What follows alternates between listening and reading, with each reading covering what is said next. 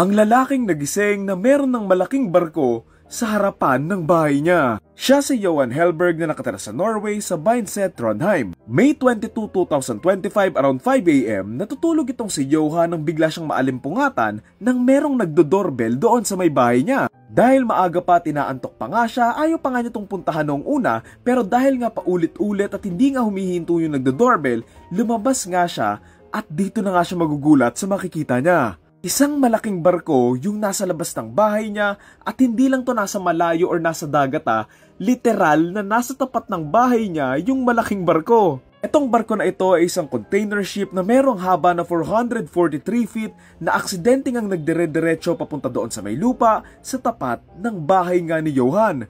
Ayan yung barko ito yung bahay ni Johan. Alam mo, Grab or Food Panda na bigla lang nagparking sa tapat ng bahay niya Kung titignan mo nga yung mga picture, sobrang swerte ni Johan dahil konting-konti na lang, babangga na nga yung barko doon sa bahay niya. Ilang depa na lang yan sobrang close call. Buti na nga lang daw talaga, hindi to dumidire-diretso kasi kung nagkataon daw, hindi niya daw to mapapansin kasi hindi naman daw niya talaga narinig at all. Ang mas malala pa nga dito, kung nagdire-diretso pa tong barko tapos tinuloy nga lang yung tulog niya, panigurado, nasagasaan din yung buong kwarto niya. Bale nga sana kung bangka lang or yate, pero kung barko, naku GG ka dyan kung nag-drive-thru yan sa bahay mo. Tinanong naman ng mga kapitbahay niya si Johan kung bakit hindi nga ba siya agad lumabas ng bahay niya para tumakas, pero sabi niya, hindi nga daw niya narinig na sumadsad yung barko. Siguro tulog mantika lang talaga si Johan no?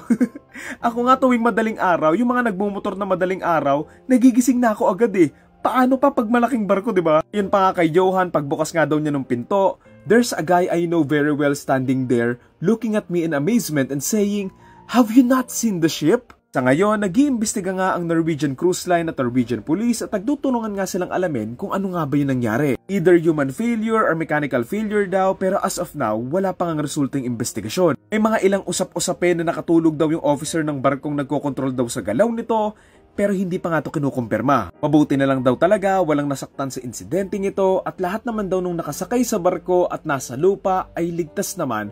So alam mo yun, all is well. Sa ngayon, nakaparking pa rin tong barko na to sa harapan nga ng bahay ni Johan habang hinihintay nga niya tong maalis ng gobyerno. Napanood niyo ba yung movie na Speed 2? Medyo naalala ko lang yung nangyari dito doon sa nangyari sa ending ng movie na to. So alam mo na kung ano yung ending nun.